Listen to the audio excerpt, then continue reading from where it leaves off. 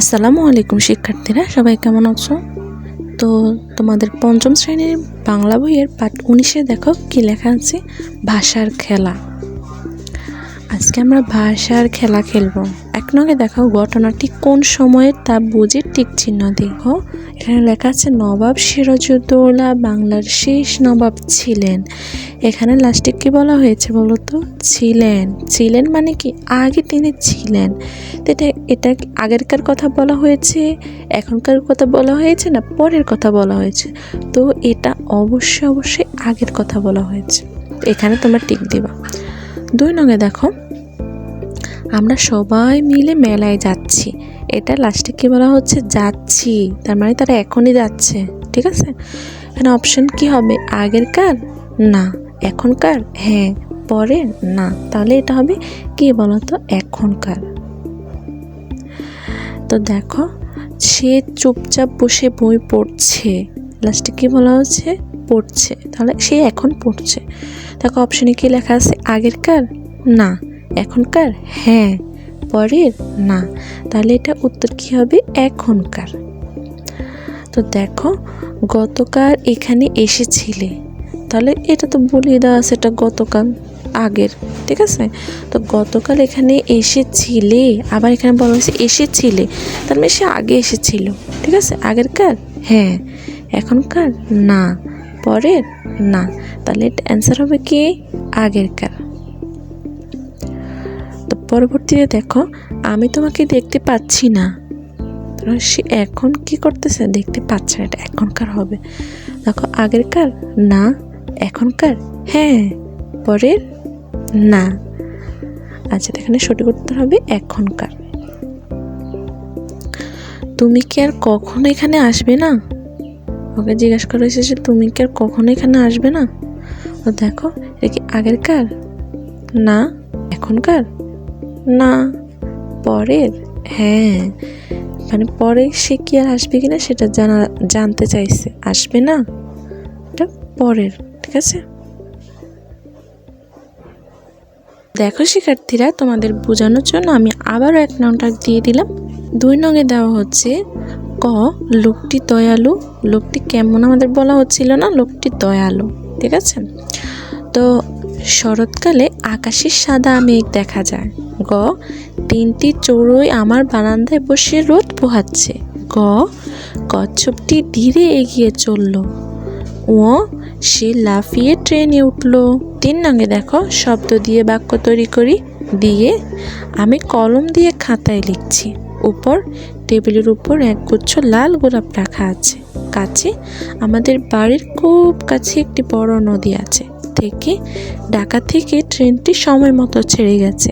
পক্ষে সত্যের পক্ষে কথা বলা আমাদের সবার দায়িত্ব। 4 নঙে বলা হচ্ছে যে 2টি বাক্য জোড়া দিয়ে একটি তৈরি করার জন্য।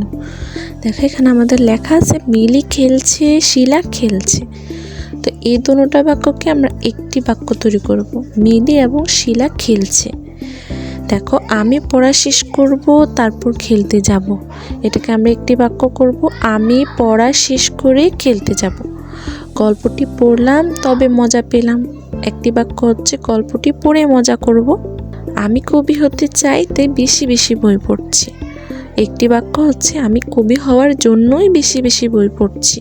তুমি খেয়ে যাও নইলে আমি কষ্ট পাবো, একটি বাক্য হচ্ছে তুমি না খেয়ে গেলে আমি কষ্ট পাবো।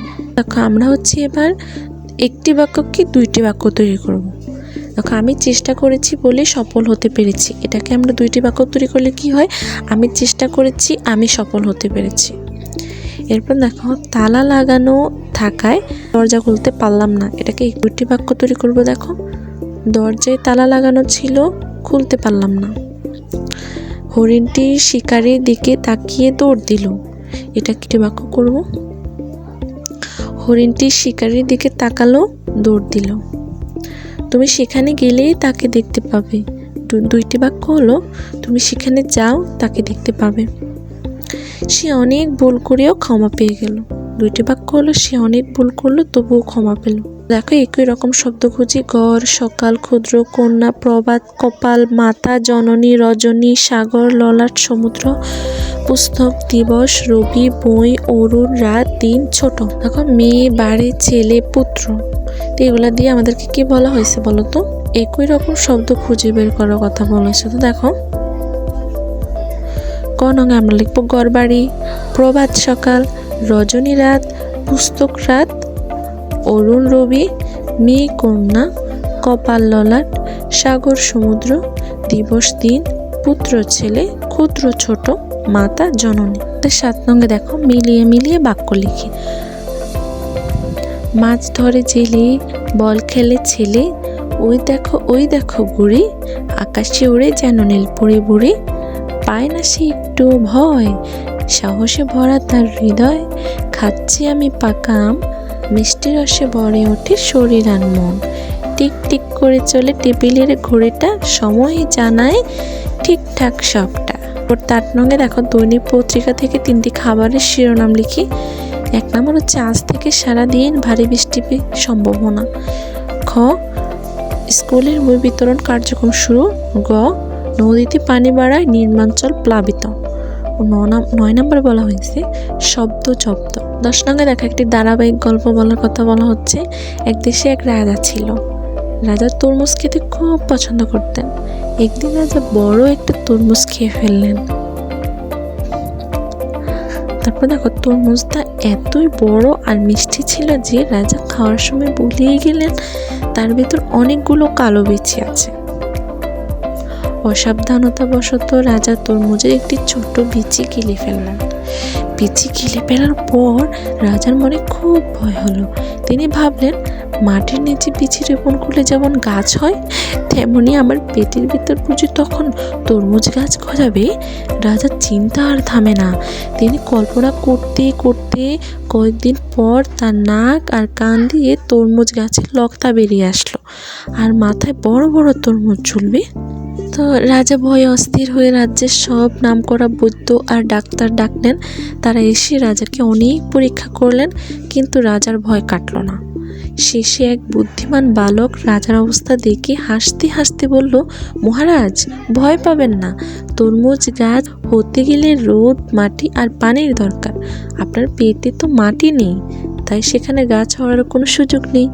বালকের কথা শুনে রাজার ভুল ভাঙল। তিনি স্বস্তির নিঃশ্বাস ফেললেন এবং তার ভয় দূর হলো। সেই থেকে রাজা তরমুজ খাওয়ার সময় খুব সাবধানে হয়ে গেল, যাতে আর কোনোদিন বিচি গিলে না ফেলে। তো শিক্ষার্থীরা দেখো, এটা কি আদৌ ঠিক যে তরমুজের বিচি গিলে ফেলার ফলে পেটের ভিতর থেকে গাছ জন্মায়? এটা আসলে ভুল ধারণা, ঠিক আছে? আচ্ছা, তো এই পর্যন্তই শিক্ষার্থীরা। সবাই ভালো থাকবে, ভিডিওটি লাইক করবে আর তোমাদের মতামতটা জানাবে যে ভিডিওটা কেমন লাগছে কমেন্ট করে। আর পড়া বুঝতে পারছো কিনা সেটাও জানাবে। চ্যানেলটা সাবস্ক্রাইব করবে, শেয়ার দিবে তোমার বন্ধুদের কাছে। আল্লাহ হাফিজ।